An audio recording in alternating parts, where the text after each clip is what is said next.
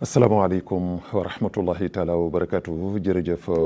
ci teewlu bi ngeen di teewlu ànd bi ngeen di ànd ak télévision nationale El Mauritania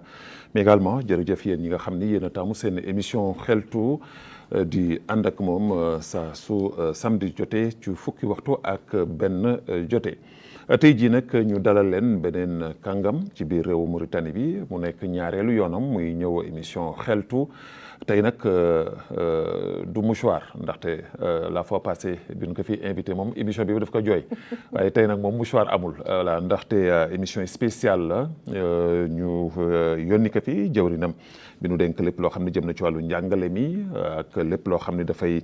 segg ak di seetantal li nga xam ne mooy njàngale mi ñu invité ko fi yónni ko fi pour mu ñëw waxtaan ak ñun ci poñ bu am solo boo xam ne ñu ngi waxtaan ak moom tey jii mu jëm ci li nga xam ne mooy maanaam la réforme et l'introduction des langues nationales dans le système éducatif loolu lu mu tekki mooy li nga xam ne ñoo ngi koy waajal fexe ba maanaam gën a dëgëral ak gën a maanaam ñoŋal li nga xam ne moom mooy njàngale kàllaama réew mi ci fi nga xam ni moom moo jëm ci wàllum programme école yi loolu nag mu nekk programme bu am solo ñu nekkoon nag di tàggatu bu am solo loolu moo tax tey jii ñu invité leen ki nga xam ni moom mooy coordinatrice bi nga xam ni moom mooy de la cellule de communication du ministère de l'éducation nationale et maanaam de la réforme et du système éducatif muy Ndeye Fatma Sarr soxna si ñoo ngi lay nuyu. auzu billahi mina sheytaani rajim bismillahi rahmaani rahim wa sallallahu ala nabiyil karim asalaamaaleykum mbokki Mauritanie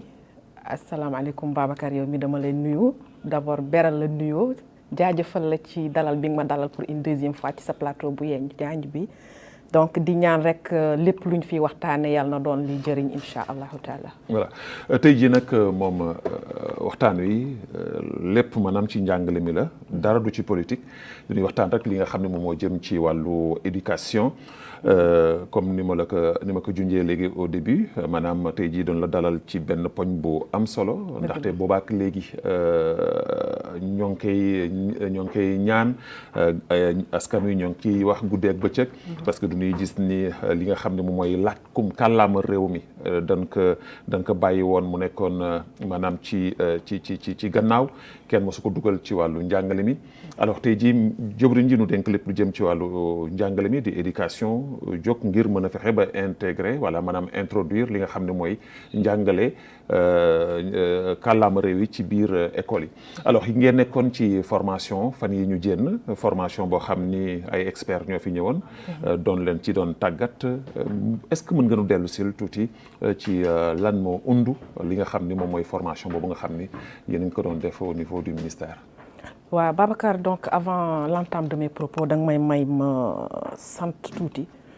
je vais donc rendre un vibrant hommage à son excellence mi nga xam ne dafa jël éducation def ko parmi les priorités de ses priorités ñu jël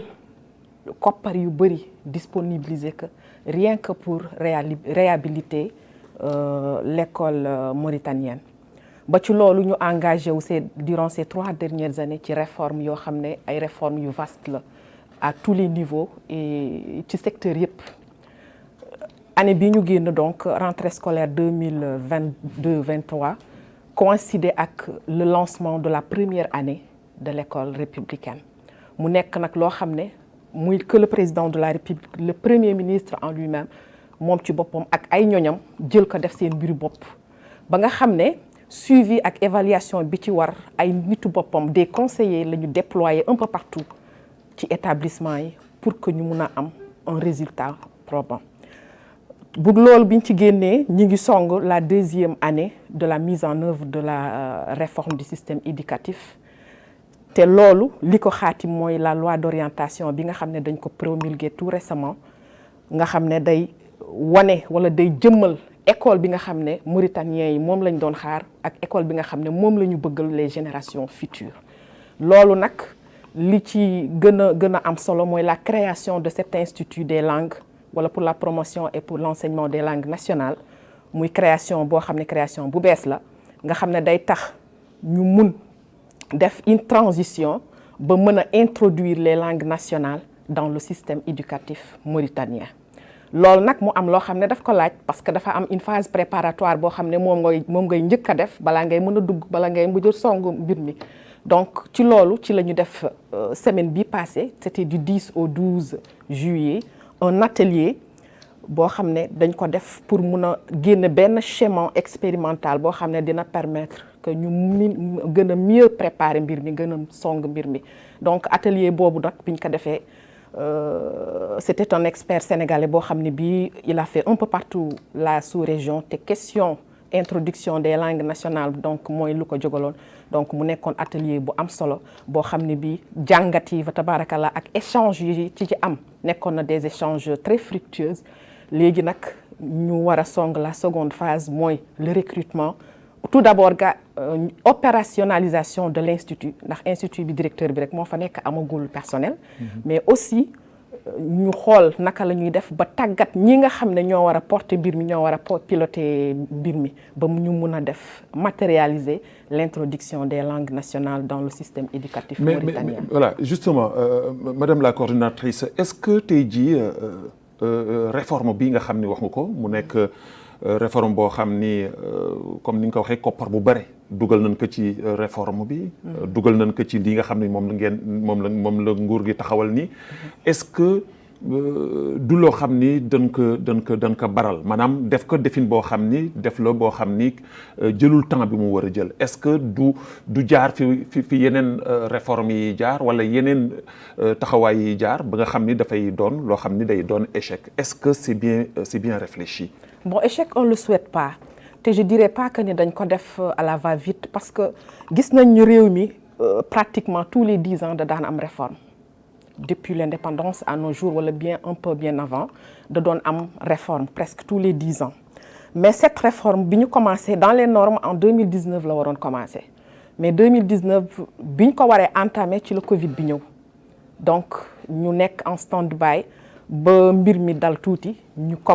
recommencer en 2020-2021 donc le lancement a été fait l'année dernière ce qui veut dire que il y a une grande différence par rapport aux autres réformes yi nga xam ne xamoon nañ nga xam ne peut-être pendant les vacances lañ daan jël décision bi et puis c'était pas de façon consensuelle mais bii c'était des concertations yoo xam ne dañ ko def de façon consensuelle donc dañu jël étape par étape lépp li ci waroon d'abord on a commencé par des concertations avec toutes les personnes ressources tous les acteurs de l'éducation donc toute la famille éducative ñëpp ñi nga xam ne ils sont concernés par l'éducation wala ils s'intéressent à l'éducation ñu convier leen à des concertations d'abord ku ci nekk joxe sa xalaat ku ci ne wax sa taxawaay par rapport ak mbir mi ku ci nekk wax li nga mbébét par rapport ak mbir mi ak naka nga bëgg a gisee école mauritanienne pour ëllëg ak lan nga bëgg ñu léguer ko les futures générations ce qui veut dire que il y a une très grande différence entre cette réforme et les réformes yi fi jot a jaar donc nga ne dañ ko def à la va-vite est-ce que du ko vouer à l'échec loolu man defe naa ne bu ñu defee bu ñu suivre d'abord les étapes wala la mise en œuvre d'ailleurs l'évaluation et le suivi bi nga xam ne le premier ministre en personne moom moo koy def à travers le comité interministériel bi nga xam ne mooy topp mise en œuvre bi defe naa loolu bu fekkee continuer nañ ko ci adam googu mun na am li ñu daloon ci réforme yee bañ ñu del parce que moom mbir mi defe naa ni fulla ju bëri rek la laaj ak du sérieux surtout lépp loo xam ne war na ci buñ ko ci defee am naa yaakaar ne réforme bi dinañ ko mën a pérenniser te lépp loolu la ñëpp di ñaan te am naa ci yaakaar. voilà parce que lu tax ma wax loolu mooy langue nationale suñu waxee les langues nationales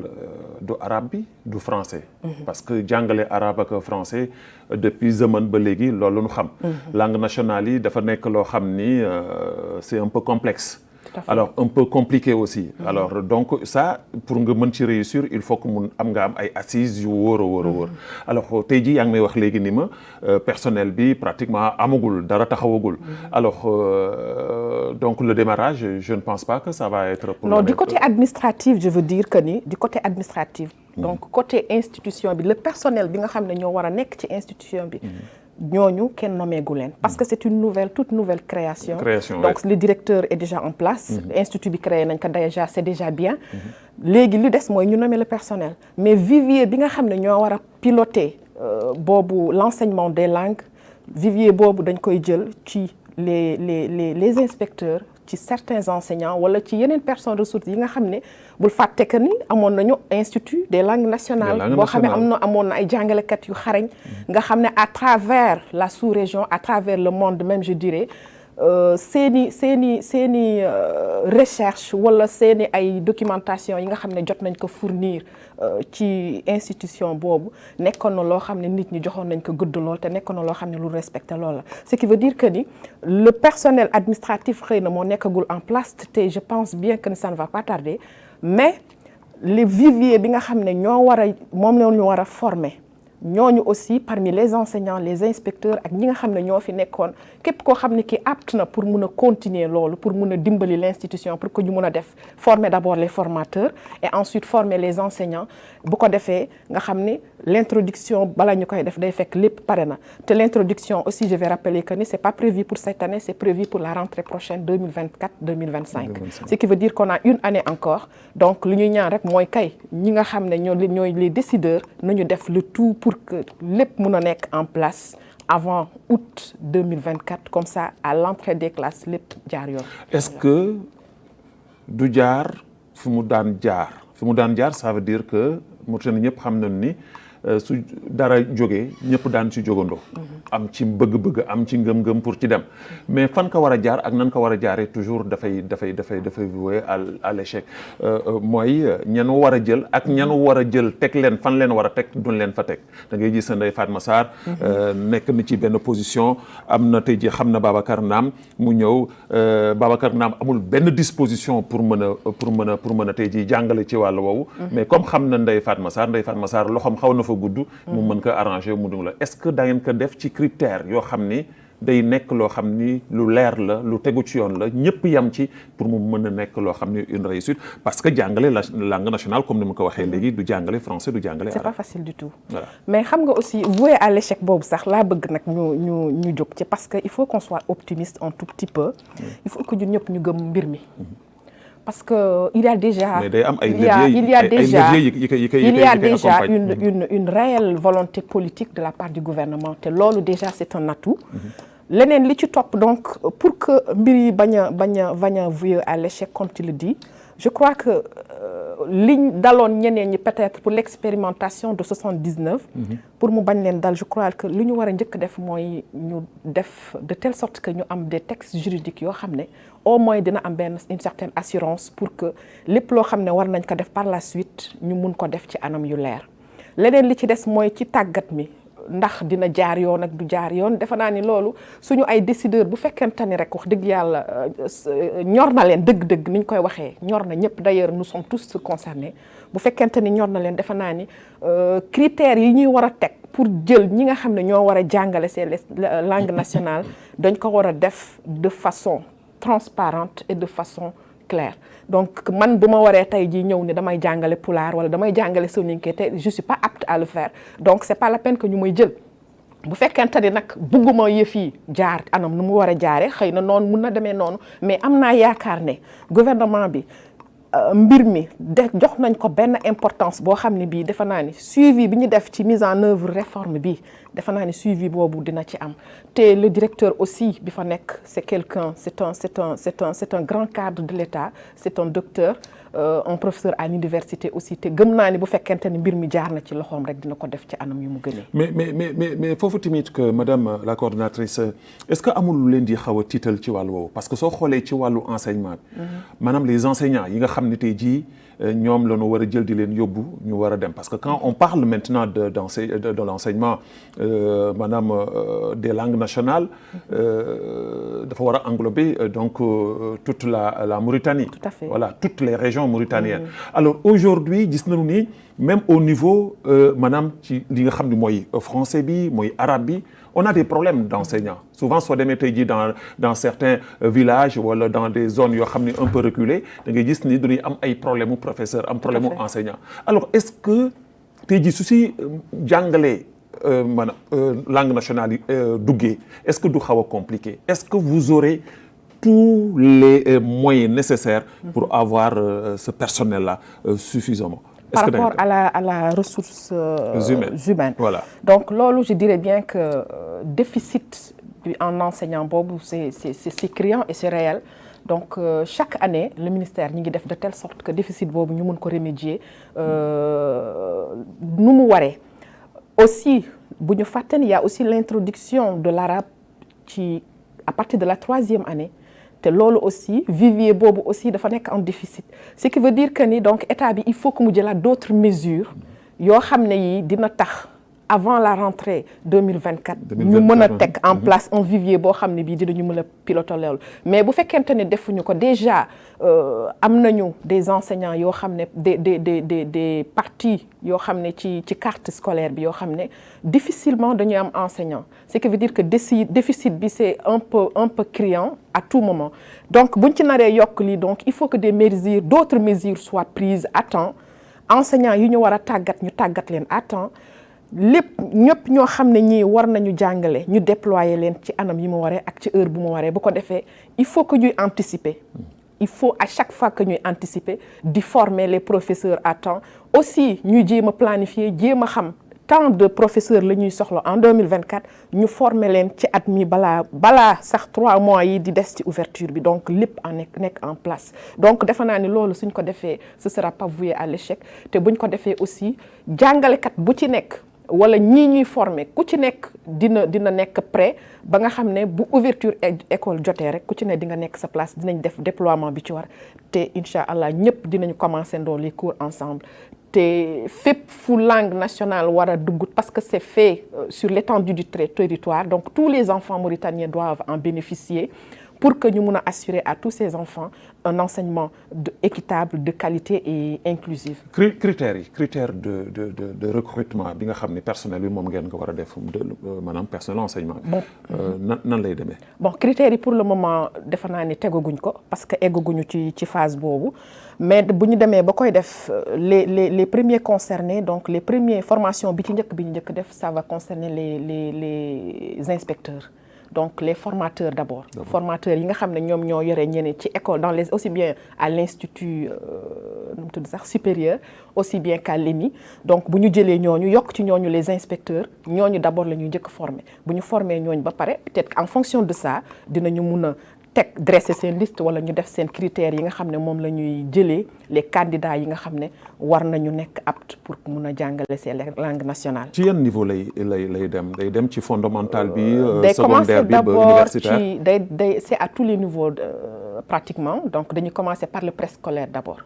le préscolaire la ñu commencer parce que depuis l'année dernière gis nga aussi l'importance qui a été accordée au préscolaire. mu nekk loo xam ne secteur boo xam ne dafa xawoon na sax parce que d'habitude dañ doon jël rek préscolaire bi def ko sorte de garderie amul woon programme amul woon dara mais ak cette réforme du système éducatif le préscolaire gis nañu njëriñ bu mu am ci xale parce que dalay teel a préparer donc ñu jox ko gëdd bi ñu ko jox ce qui veut dire que l'introduction des langues dinañ ko def aussi bien au niveau du préscolaire qu'au niveau du fondamental et ainsi de suite ñu continuer que progressivement ba ñuy egg à l'université. alors expérience bi fan ngeen ko jëlee fan la ko ministère ou bien le gouvernement mauritanien même jëlee est-ce que dafa ko natt jëmale ko ci parce que tey jii soo demee Japon loolu moo fa am soo demee Chine loolu moo fa am soo demee tey jii même en Afrique ici Rwanda déjà dem nañ ci jéego bu am solo soo gisee tey jii développement réew yooyu yëpp li ko gaawloo mooy maanaam les langues nationales. Tout à fait. tey jii motivation bi fan la jógee. bon man je n'irai pas loin parce que ñun am nañu suñu exemple bopp daf ñu doy parce que expérimentation bi on l'a déjà fait. donc à partir de 1979 l'institut a été créé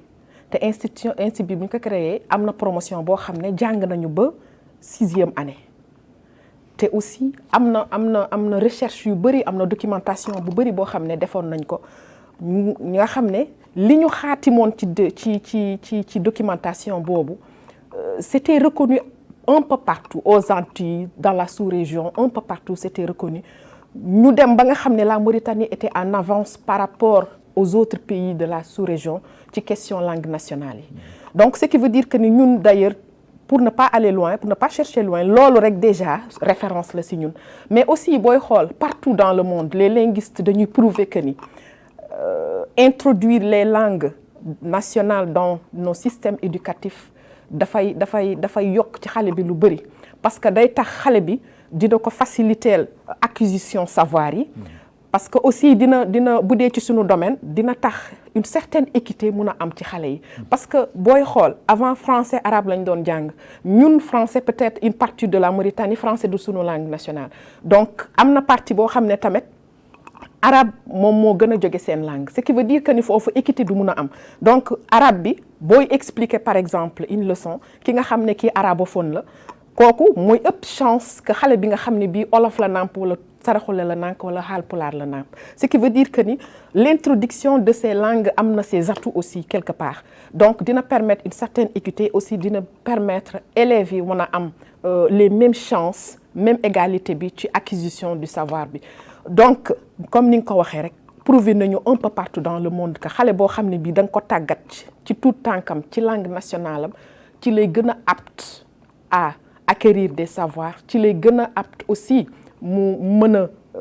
nun koy waxee mémoriser li muy jàng ci la koy gën a comprendre ce qui veut dire que c'est une question d'urgence il faut que xale yu nekk équitablement ñu mën a am nag nu ñuy jàngee wala nu ñuy kiyee xam-xam bi nu ñuy amee xam-xam bi de façon équitable te loolu dañu xalaat ne aussi que ni langue nationale yi moo ñu ko mën a am mais aussi dina def une certaine dina renforcer cohésion sociale bi ba nga xam ne xale bu ci nekk dina xam làkku keneen ki te loolu déjà c'est un atout aussi te dina tax te aussi may ma rek bu nit ki parce que loolu il faut que nguur gi tamit taxaw ci parce que ñun suñu temps loolu la ñu xamoon ku ci ne da doon làkku keneen ku ci ne da doon comprendre keneen ki te parce que nit ki boo ko comprendre rek day am une certaine réticence bu nekk sa diggante ak moom te loolu pour ñu dindi ko il faut que ñu dem ba ku ci nekk làkk morom ku ci nekk comprendre sa morom bu ko defee ragal boobu wala cette confiance qui est rompue dootul mun a am ñu am une parfaite cohésion au sein de nos établissements te bu paree ci établissement bi dina dem ci ëtt yi te bu génnee ci ëtt yi dina dem ci biir société bi te bu boobaa incha allah unité nationale bi nga xam ne boobu ba léegi ñoo ngi koy sakku dina mun a matérialiser wu incha allah. alors en tant que actrice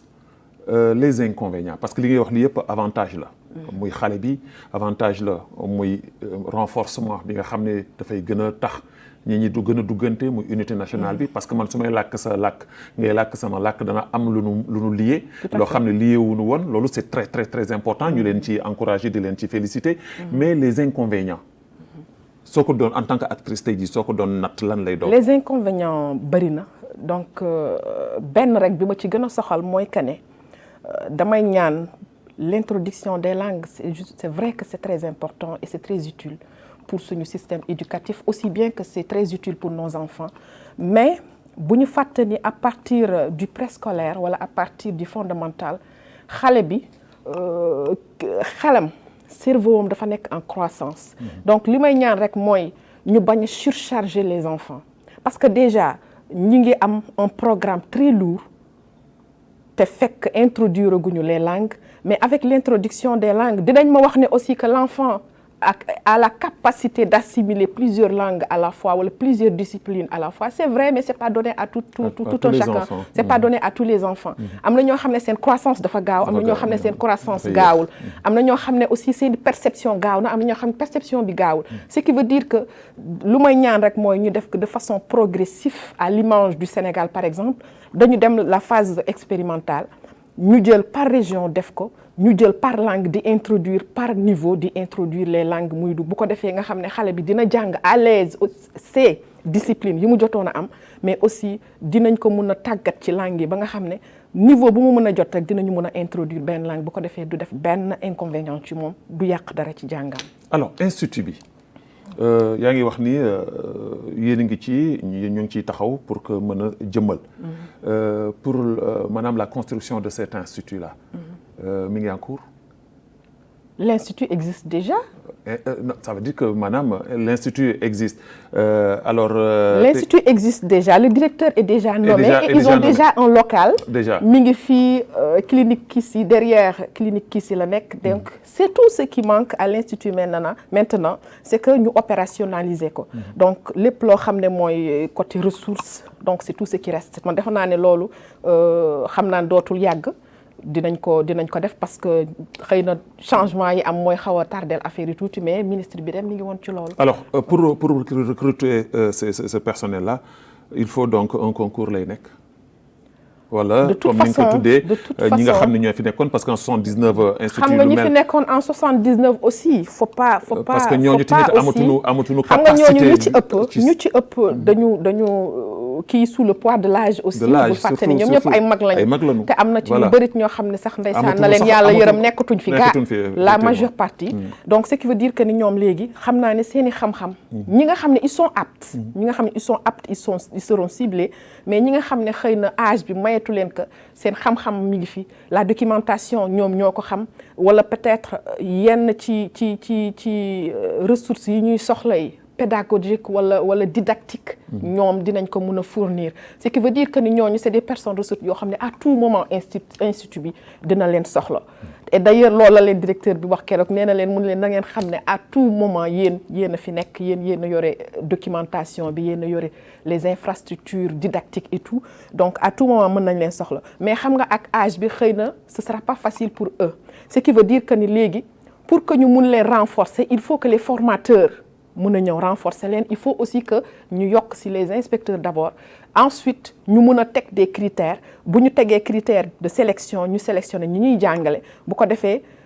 mbir mi dinañ ko jox gëdd gi ñu koy jox te dinañ ko mun a teg ci anam yu gën a baax. mais est-ce que maanaam le traitement de ces employés là ëllëg su fekkee ni tamit que mi ngay am langue nationale yi muy pulaar bi muy xasane bi muy wolof bi muy soninke bi est-ce que traitement boobu dana nekk le même traitement bu ñuy jàppee Ndeye Fatma Sarr mi en tant que professeur di jàngale français wala kii di jàngale arabe wala kii di jàngale mathématique est-ce que traitement bi dana yem parce que su fekkee ni tamit traitement boobu tamit que bokkul dana mën na casser mën na indi cassure bi mooy décourager ñu bare ñoo xam ne du leen jaral man mii tey jii ñu may affecté di ma yóbbu ca gannaaw timbee dara te alors que conditions yi nga xam ni war nan ma ko joxunu ma ko loolu tamit ça pose problème est-ce que mais yow donc comprendre ma dama ni la d'abord les formateurs yi ñuy jël c'est des fonctionnaires oui. les inspecteurs c'est des fonctionnaires de l'État mais même su fekkee ne ay mais bu ñu paree ci des fonctionnaires de l'État aussi daanu créer aussi des professeurs des enseignants jël des enseignants eux aussi ils sont fonctionnaires de l'État ils sont payés par l'État ce qui veut dire que ni xëy na dañu yokk benn matière ci discipline yi ñu doon jàngale avant te loolu le même traitement moom la ñuy am que les autres professeurs bu fekkente ni il est prévu que d'autres professeurs aient des indemnités yoo xam ne ñoom amuñu ko woon ñoom tamit am naa yaakaar ne ministère bi dina def de telle sorte que kenn du frustré ku ci nekk traitement de faveur bi keneen am yow moom ngay am parce qu'ils sont tous des fonctionnaires de l'État peut-être bu fekkente ni il y a un déficit quelque part dinañu xool ñi nga xam ne peut-être c'est des retraités wala ñi nga xam ne ils étaient des enseignants volontaires ci institut bu njëkk ba bu fekkente ne ils sont toujours aptes à enseigner xam naa ni ils feront recours à eux te ñooñu aussi bu ñu demee ba leen di jël dinañu teg un contrat bu leer wala dinañu xaatim lu leer loo xam ne les conditions dafa lay arranger yow da nga koy accepter nga def ko munoo ko nga bañ a jël engagement. mais ça veut dire que tey jii Ndeye Fatma Sarr miy jàngale tey jii français. tey jii moom la ñuy mooy priorité ñu jël ko yokkal ko ci muy jàngale wolof formé ko ci muy jàng wolof. mais d'une part alors que du nu wuti koo xam ni day jàngale wolof kese wala muy jàngale soninke kese. d'une part nee naa la ñooñu déjà am na base de données boo xam ne existe na déjà. ñoo xam ne ñi par exemple ñi nga xam ne ñi ngi ci dans les associations. De promotion des langues nationales am na ci jàngalekat yu bari ñoo xam ne ñu ngi ci il y a des jeunes parmi eux qui peuvent enseigner donc ñooñu on peut leur donner la chance ñu jàngale mais le problème fan lay posé woo mooy ngay dem di recruter ñoo xam ne ñii ñëpp peut-être nekkaguñu sax fonction publique ce qui veut dire que ni il faut nga jël temps boo xam ne temps bu yaatu lay doon pour que nga mun leen tàggat d'abord pour que ñu mun a jàngale ñu mun a am mun a def didactique et pédagogie ba pare pour aussi nga ñëwaat jàngal leen tàggat leen ci langue yi donc ñee tàggat nañ leen ba pare ci INI yi wala ci NS c'est des enseignants qui sont en place depuis des années donc ñooñu xëy na renforcement ngay def bu ko defee nga xool te et puis man bu ñu demee ba di tànn defe naa ni dinañ tànn koo xam ne par exemple bu ñu doon jàngale langue wolof tey dinañ ñëw ni Babacar yow dégg nga wolof ñëwal donc tu vas faire un renforcement nga dem nga jàng morphologie wala nga jàng syntaxe wolof wala yooyu ñu jël noonu naka noonu la ñuy def ci yeneen làkk yi mais defe naa ni du ñu ñëw rek jël koo xam ne kii musul làkk wolof musul làkk pulaar musul làkk leneen ñëw ni imposer la ni la yow yaa koy jàng bu fekkente ne nag yow am nga volonté bi am naa yaakaar ne boo ci jàngee bu ñu la ci tàggatee ba évaluer xool ne kii il est à mesure d'enseigner cette langue bu boobaa dinañ la ko jox te bu boobaa li enseignant benn di am moom ngay am donc gëwuma ni frustration dina ci am parce que lépp engagement la yow boo jëlee engagement ni lii duma koy def donc da ngay assumer parce que léegi bari na ñuy embrasser ay métiers yoo xam ne dañ koy def rek parce que neenu dëkk bi dëgër na conditions yi metti na donc dañ koy def rek pour tout simplement am ci xaalis te njàngale du foo non là je ne pense pas dans ce domaine je ne pense pas defe naa ni comme ci phase expérimentale la ñu jëm je pense bien que dinañu teg des critères yu leer mooy réussite c'est une phase expérimentale expérimentale boobu mooy nekk voilà phase bu donc tous les moyens seront déployés pour que cette phase soit réussie bu ko defee ñu mën a def la transition dans de bonnes conditions parce que gëwuma ni dinañ ko def yëfu cuune je ne pense pas parce que il faut aussi que ñu positiver un tout petit peu man gëm naa ni ñi ŋànk mbir mi dañ koy def ak passion dañ koy def dafa nekk vocation si ñoom ba nga xam ne li ñuy ñaan rek mooy affaire bi na réussir te ñi nga xam ne aussi ñoo koy piloter ñoom tamit loolu moom mooy seen bëgg-bëgg donc am naa yaakaar ne képp koo xam ne kii da nga ñëw juste pour mu nekk sa gagne-pain wala leneen am naa yaakaar ne balaa ñu lay jël dinañu xool dinañu teg ay critères yu leer bu fekkente ne yow ce qui ça répond à ces critères dinañ la mën a jël te dinañ la tàggat te dañuy def ay évaluation aussi dunu la jël rek sànni la fii nga dem di jàngale ñu wàcc la nga def lu la neex non il y aura un suivi et une évaluation ce qui veut dire que ni man am naa yaakaar ne képp ku ñuy jël pour ngay jàngale parce que phase bi il faut que ñu réussir ko phase bi c'est la phase expérimentale donc il faut que ñu réussir ko suñ ko réussir ce que ça veut dire que ni transition bi dañ koy def mais du ñu jëmale fenn te liñ ci ñaan mooy liñ ci ñaan et c'est valable pour la réforme à tous les niveaux liñ ci ñaan mooy que ça soit une réussite pour que l'on puisse une bonne fois pour toutes pérenniser cette réforme mauritanien mën a jëm ci kanam enseignement bi mën a réhabiliter wu une bonne fois pour alors en tant que tey jii jàngalekat une personne très bien impliquée sur ce point alors tey jii l'école républicaine nan nga ko jàngatee yow depuis bi nga xamee ni le président de la République lancé na ko nan nga ko jàngatee l'école républicaine d'ailleurs moo tax à l'entame de mes propos ma ne la dama koy rendre un vibrant hommage parce que ñun école républicaine ñun ci la ñu tàggat man école marché laa jànge école 2 laa jànge fii dégg nga et puis dafa nekkoon école boo xam ne bii amul pulaar amul olof amul naar amul dara ñun ñëpp dañu nekkoon des enfants du pays dégg nga dañu doon ànd xëy di wàcc di xëy te école di dañ doon àndandoo xëy di àndandoo wàcc di toogandoo sur les mêmes tables amul xàjj amul seen di wax les mêmes langues ku ci nekk di lakk keneen ki au moins chaque enfant mauritanien maîtrisait 3 langues au moins dégg nga donc loolu moom la nguur gi di sakkuwaat loolu la ñu am bëgg-bëgg pour mu dellu siwaat ci réew mi parce que loolu mooy li ñuy jëmale kanam donc l'école républicaine dafa nekk loo xam ne man dama ko apprécier parce que bu fekkee gëdd gi ci war rek def nañ ko ci dina changer lu bëri te mën nañu dem ba am yaakaar sax ne dina mun a forger un nouveau type de Mauritanien. alors est-ce que am nga si yaakaar que at mii nga xam ne jël nañ que la réussite était là. bien sûr. parce que au début il faut man dal na sama xel bien sûr parce que man j'ai assisté la réforme à tous ses niveaux à toutes les phases assisté naa ko du début ba ci lancement bi parce que damay wax ni gëdd bi ñu jox école xëy na du ma wax ni musul am mais musuma ko gis wala bu dee am na tamit raar na parce que le fait que tout le gouvernement pratiquement jël éducation bi def ko seen centre d'intérêt le premier ministre ci boppam gis nga à l'ouverture des classes moom ci boppam moo ñëw dugg pour l'accueil des enfants de la première année ñi nga xam ne ñoom ñooy élèves yi école républicaine boobu te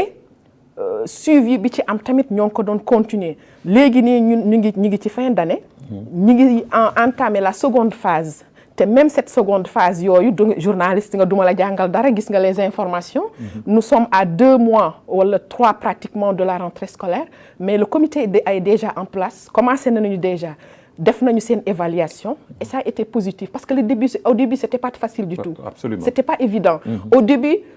on avait un problème pour que ñu mun a rétablir cette confiance qui était rompue entre les parents d'élèves et l'école. Donc c'était très difficile mais à fur et à mesure que ñuy commencer nga gis dem nañu ba egg nañu presque 70 000 wala plus d'inscrits. Donc loolu man dama koy considérer que ni c'était une réussite te am naa yaakaar ne ni ñu ko piloté nga xam ne déployer nañu lépp lu ci war jël nañu préparation seconde phase bi à temps buñ ko defee ni ñu ko defee woon à la première année incha allah ñu continuer que chaque année ñu koy def de telle sorte am naa yaakaar ne réussite lay doon pour toute la réforme. Alors am na benn question boo xam ni dama la koy jox parce que am na koo xam ni daf ma envoyé un message pour ma laaj di ma wax ni ma li nga xam ni moom moo jëm ci jàngalekat yi. parce que du ñuy gis ni souvent que ni ñi nga xam ni ñoom ñooy jàngale. surtout au niveau des zones reculées comme ni mu la ko waxee sànq. du ñuy am benn problème bu rëy boo xam ni. ci wàllu njàngale nga gis xale yi ñenn ñi duñuy xëy suba si ngoon si lu ñuy jàng ñenn ñi duñuy am professeur arabe yenn yi duñu ko am ñii duñuy am professeur français wala ñu am enseignant buy ñëw di jàngale français nga gis des fois ci benn village boo xam ni da ngay gis benn jàngalekat boo xam ni moom mooy jàngale lu toll ci 3 classe ba 4 classe mu doon loo xam ni c'est un problème un problème te dafa naa ni mi ngi waaj a yàgg nag que gouvernement bi war jël ay devant jël ci ay responsabilités pour mën a fexe ba régler problème boobu alors yéen ñi nga xam ni yéen a ŋànk li jëm ci wàllu njàngale mi alors fan ngeen toll ci mbir moomu parce que nag depuis l'indépendance ba léegi yàgg na waratuñu toll fu nga xam ni da ngay gis dëkk boo xam day am kii di jàngale arabe te du fa am ku fay jàngale français wala kii jàngale français du fa am ku fay jàngale arabe te loolu day pénaliser xale yi. balaa may tontu ci sa question bi d'ailleurs damay ñëw ci déficit boobu ngay wax ak le problème de déploiement et de redéploiement des enseignants. mu nekk parmi yaa ngi ma doon laaj les inconvénients. mu nekk parmi les inconvénients. souvent déploiement day am peut-être des fois mu am tous les 2 ans wala chaque année wala sax nga teg enseignant bi former ko def ci moom tàggat bi ci war à un moment donné redéploiement am mu jóge fu mu nekkoon dem beneen localité. donc loolu bokk na ci conséquences yoo xam ne ci plutôt les inconvénients yoo xam ne yi les langues nationales war nañ ci bàyyi xel. donc bu ñuy nañu tàggat koo xam ne il est en place wala nañu bàyyi xel ni kii il est déjà formé donc buñ ko fi jëlee le temps que ñu formé waat keneen ku koy remplacer perte de temps mun na am. donc c'est un point boo xam ne bii bëgg naa ci attirer l'attention de nos décideurs. donc pour revenir ci déficit enseignant bi ngay wax. loolu c'est un problème boo xam ne bi c'est un phénomène je dirais même que boo xam ne bi peut-être mi ngi bëgg jaaxal nit yi mais aussi defe naa ni kenn réerewul mbir ni éducation chaque année pratiquement mu def recrutement chaque année dinañ jël soit des prestataires mais aussi dina am enseignants des sortants aussi bien de l'ENI que de l'ENS ce qui veut dire que ni ce problème waroon nañ ko régler depuis bien longtemps mais je pense que ni ce problème pour que ñu régler ko li ñu naan la carte scolaire de la Mauritanie tant que jéemuñu ko réaménager muy éducation muy ministère de l'intérieur ñu jéem a xool nuñ ko la ñuy defaraate la carte scolaire. Ce problème ne sera pas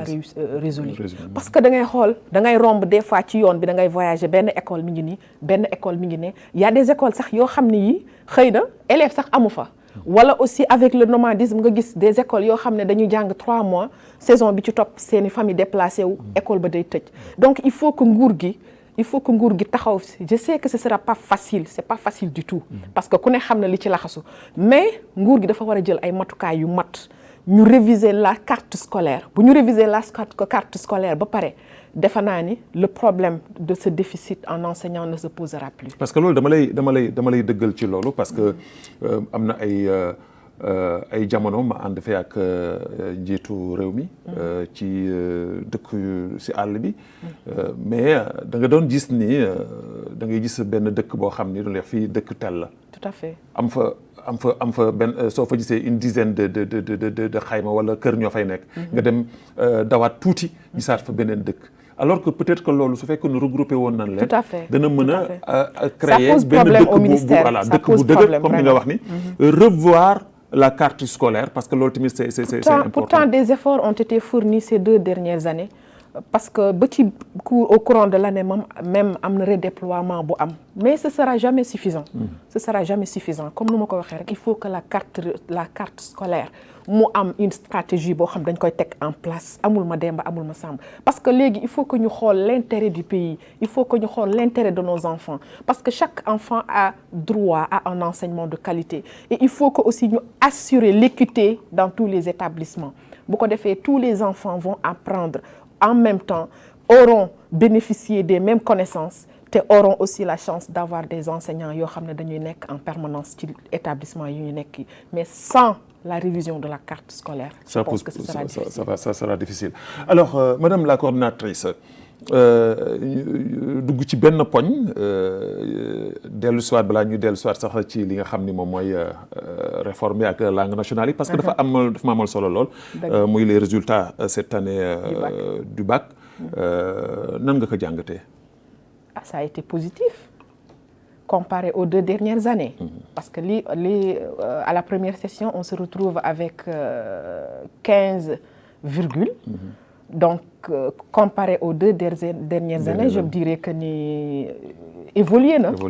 bien que gënaluñu bu doon tuñu sago day passé foofu mais aussi loolu dafa dépendre ci yeneen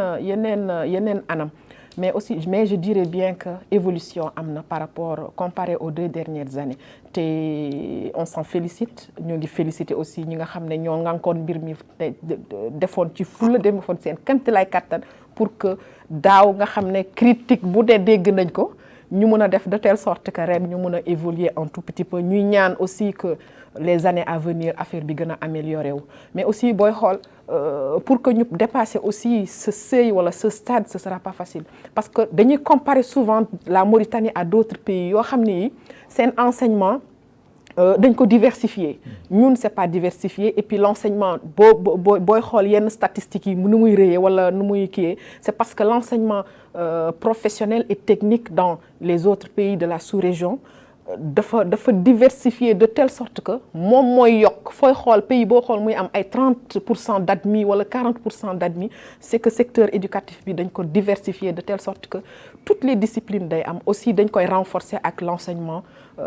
professionnel et technique donc may ñaan ci loolu l'enseignement professionnel et technique nañ ko gën a promouvoir dans le pays pour donner à nos jeunes plus de chance mais aussi pour que ñu mën a yokk suñu nekk li ñuy tàggatee suñuy doom pour que dans le marché de travail aussi xale yi gën a am chance donc loolu nguur gi na ci bàyyi xel bu ñu bëggee yokk suñu pourcentage d'admis au baccalauréat. Alors et surtout juñu nga ko léegi muy la formation professionnelle mu nekk une partie boo xam ni c'est une partie très importante de telle sorte que comme ni nga ko waxee war nañ ko gën a dooleel war nañ ko gën a jox gëdd pour mu ma gën a jëm ci kanam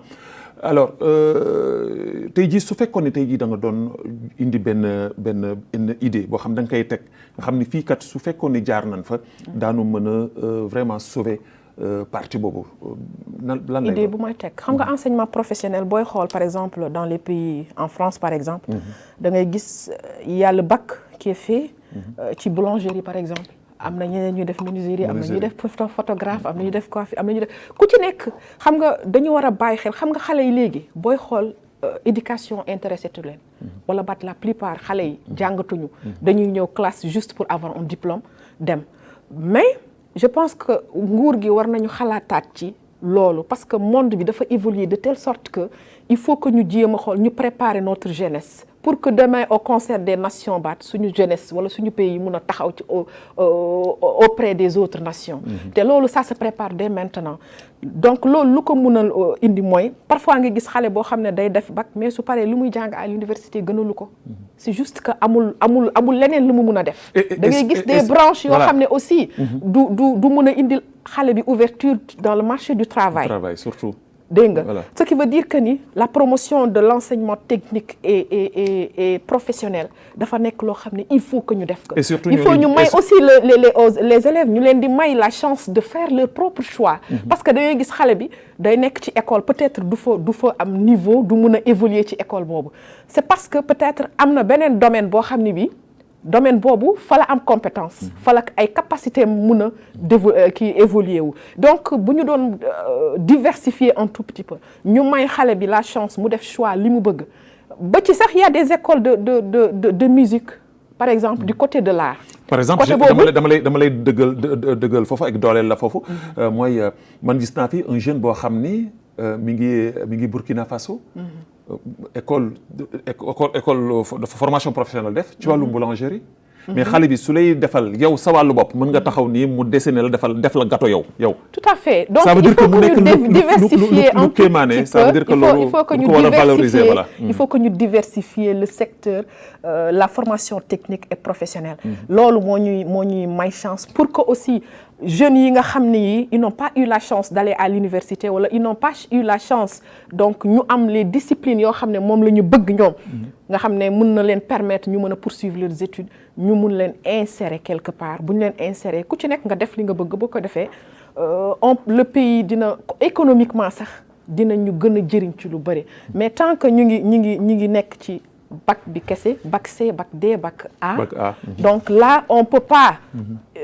yokk taux bi de réussite bi ñuy am bi. donc diversification boobu. moom moo ñuy ak la promotion de l'enseignement technique et professionnel loolu moo ñu ci mën a génne xale bi bu bëggee daf dem aux beaux-arts ñu yóbbu ko beaux-arts bu dee musique la bëgg ñu def ko bu dee peinture la bëgg ñu bàyyi ko mu def peinture bu dee boulangerie la bëgg ñu bàyyi ko mu def boulangerie donc il y a tellement de métiers yoo xam ne tey day booster économie pays donc loolu nguur gi dinañ ci bàyyi xel te defe naa ne buñ ci bàyyee xel Nicaragua bi xale yi dootuñu fa demati. alors gis nañu tamit que ni l'année dernière enseignement bi l'année dernière bari woon na perturbation bu bari ci wàllu grève yeeg ci wàllu revendication yeeg yu bari même maanaam l'école républicaine nga xam ni bari woon na sax ñoo xam ni d'accord nu ci woon au début mais gis nañu ni cette année l'année était très calme. am na benn yoon xëy na sax bokk na ci. li feeñ ci résultat bac bi alors nan nga ko jàngatee da nga jàngat que ni nguur gi dafa faj maanaam jafe-jafe yi muy prime d'éloignement yi prime de risque yi ainsi de suite est-ce que da nga yaakaar ni daf ci dugal une touche particulière moo waral tey ji at mi ñu nekk muy at moo xam ni dem nañ ci ba année scolaire bi di jeex mu nekk at mu calme. Bon, franchement, cette année a été une année très stable ci côté éducation bi te dañuy ñaan mu gën a jëm ci kanam donc li ko waral nag mooy que ni xam nga syndicats yi dañu amoon seen plateforme revendicative te plateforme revendicative boobu mun naa wax ni xëy na liñ ci doon mbébét li ci ëpp nguur gi daf ko faj parce que le président de la République gis nga augmentation yu mu fi def yi gis nga seeni prime de craie augmentation yi ci am l'éloignement augmentation bi ci am les primes d'encadrement et tout donc ce qui veut dire que ni xëy na même bu fekkee nguur gi fajul aajo yëpp xëy na li lenn ci plateforme revendicative li ci gënoon am solo nguur gi faj na ko augmentation de salaire yi am aussi ci at mi ñuy dugg nii augmentation de salaire yi amoon na ce qui veut dire que ni xëy na lépp aajo yëpp mënuñu ko fajandoo en même temps mais quand même lenn ci yi ñu doon laaj wala yi nekkoon ci seen mbir bépp nguur gi faj na ko donc loolu tax na stabilité bi nga xam ne moom la ñëpp doon sàkku mun a am ci année bi donc boo gisee tamit que ni xëy na coow li ni mu bëree woon ci lancement école républicaine beeg yooyu c'est parce que nit yi xëy na ils n'ont pas pris le temps ñu xool ba xam lii fan la ñu jëmee ak lii lan mooy importance bu muy amal suñuy doom ak loolu rek la woon mais comme gouvernement bi jël nañu le temps di expliquer nit ñi di leen sensibiliser te ba tey sensibilisation yi doyul parce que on va entamer la seconde phase du lancement de la réforme wala de la mise en œuvre de la réforme du système éducatif te on va davantage sensibiliser les populations pour que ñu adhérer ci gën ci adhérer gën a approprier wu cette loi d'orientation surtout mais aussi cette école républicaine parce que affaire bi la responsabilité est partagée te tout le monde toutes les populations ñoo ci war a adhérer ñoo ko war a approprier bu ko defee ñun ñëpp ñu mën a dimbali suñu gouvernement surtout ñu mën a jëm ci kanam parce que ñun ñoo leen mën a jàppale d'accord mais alors cette maanaam introduction des langues nationales au niveau dans le système éducatif alors et les écoles privées dans le système éducatif mauritanien la ñu wax on parle du système éducatif mauritanien ça veut dire que ni toutes les écoles sont concernées d'accord mais il faut dire qu'il y a des écoles j'ai vu xam naa fi nga jëm les écoles consulaires et autres foofu nga jëm ñooñu ñooñu par exemple l'école française jàng bokk ñu système éducatif mauritanien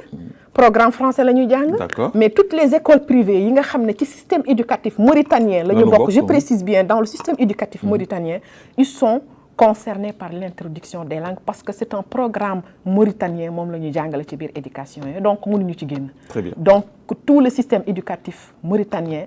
ci mu foofu la ñuy introduire les langues et tous les élèves mauritaniens vont en bénéficier. Et dans tout ça, suivi bi, ce sera assuré. C'est très important parce que ñun suñu problème en Mauritanie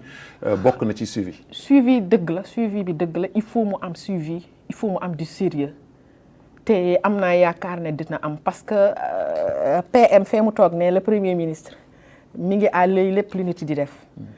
te comité bi mu jiite à chaque fois ñi ngi ci réunion je crois qu'ils font des réunions hebdomadaires te buñ fa paree am na yeneen i nu mu tudd sax ministère yoo xam ne dañ fay defaat yeneen i réunion bu ko defee bu ñu ñëwee dañuy rendre compte ce qui veut dire que ni comité boobu évaluation beeg suivi bi ci war ñoom ñi ngi def seen wàll. moom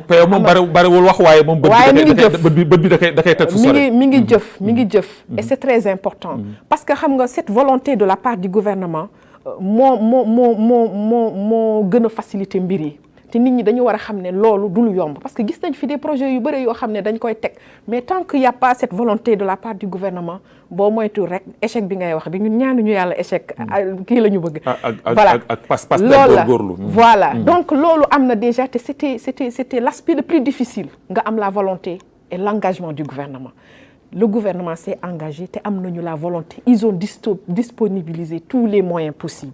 Pour que cette réforme soit réussie li ci des kay mooy ñi nga xam ne ñoo koy piloter nañ ci dem avec du sérieux ñi ci des ñi loolu c'est ça le problème muy ñi nga xam ne tous les acteurs qui sont concernés ñu mën a def ku ci nekk def sa liggéey nu mu waree moom affaire bi chaîne la buy dem rek bu ku nekk defee liggéeyam lu mu waree du PM au planton ñëpp def ku ci nekk def sa partition rek je crois bien qu'on va réussir cette réforme incha allahu taala. Alors madame la coordinatrice émission bi presque li ci des barewul mais bëggoon naa aussi tamit que ñu dugg ci benn aspect mooy tey jii ci wàllu njàngale mi ñu ngi jëm ci maanaam introduction wu langue nationale yi au niveau dans le système éducatif ça c'est mu nekk un pas très important loo xam ne tey jii ñëpp ko doon ñaan. ñëpp ko bëggoon. alors des fois nag ñun Mauritaniens yi dañu xaw a un peu compliqué complexe. parce que des fois da ngay bëgg dara ba ñu jox la ko. donc nga commencé si indi ay. on ne prend pas le temps de comprendre. de comprendre et indi ci ay safaan. alors dans tout ça le rôle des parents parce que là aussi c'est très important. les parents d'élèves. am nañ ci un rôle très primordial boo xam ne war nañ ko mën a taxaw pour que mën a accompagner l'État accompagner leen pour mën a mën ci jénn ak ndam lu rëy ban message ngay lancer tey jii à ces parents. gis nga les parents d'élèves rôle bi ñuy jouer ci réussite u xale yi et surtout la performance de leur résultat kenn xamul nu mu toll. ba tax na la fédération nationale des parents d'élèves a été créée. te je pense qu'ils auront des activités à faire. juste pour mën a sensibiliser les parents d'élèves et à tous les niveaux. parce que rôle bi ñuy jouer c'est tellement primordial que waruñu ko négliger. donc ci loolu may wax rek di fàttali sama bopp parce que parent la man tamit. donc que ñu xam ne l'introduction de ces langues est très importante pour nos enfants. parce que dina indil xale bi kii bu bëri nu koy wax aptitude bu bëri ci acquisition savoir am dina tax xale bi xëy na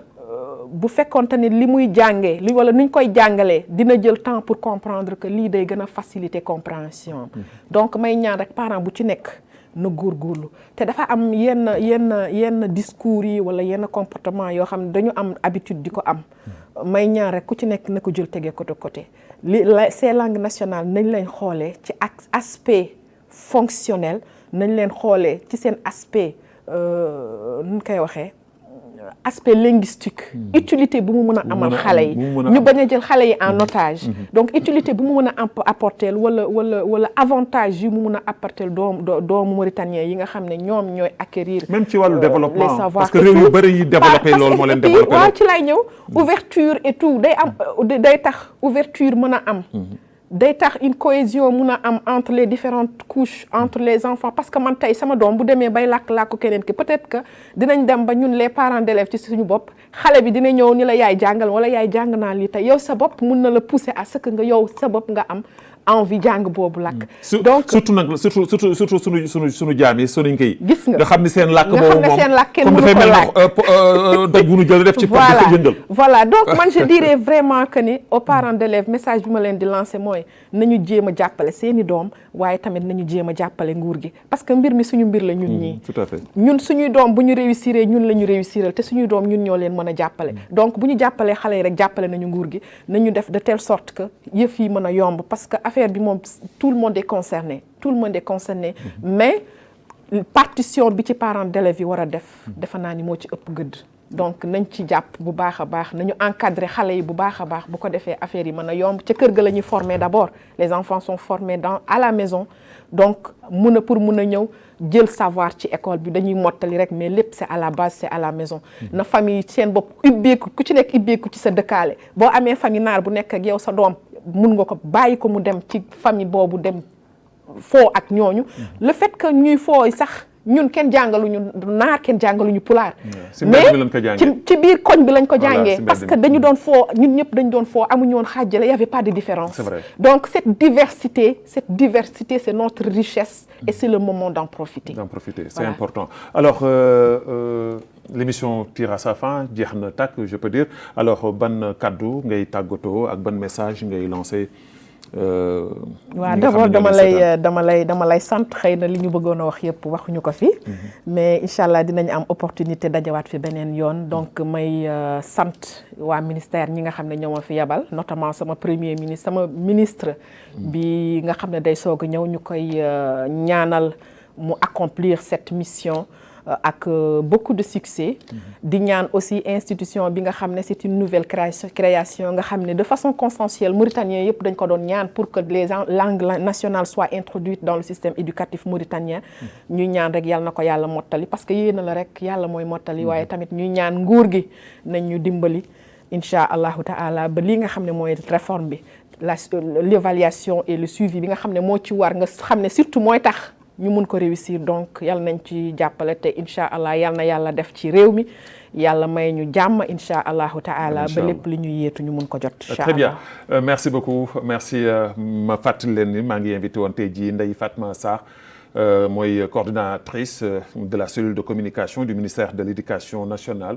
et de la réforme du système éducatif tey jii ñu ngi doon waxtaanee ci thème bu am solo la réforme et l'introduction des langues nationales dans le système éducatif maanaam moo xam ni langue nationale yi tey jii muy kàllaama réew mi tey jii ñu dugal ko ci li nga xam ni mooy njàngale réewum Mauritanie ba tax na loolu tamit dañ koy saluer et puis di encourager aussi tamit que ñëpp ñi nga xam ne ñoo ci nekk boobaak léegi di ci liggéey et di ñaan aussi tamit que ñëpp def ko seen bopp taxaw ci ndaxte moom lañ doon wax guddi di ko bëccëg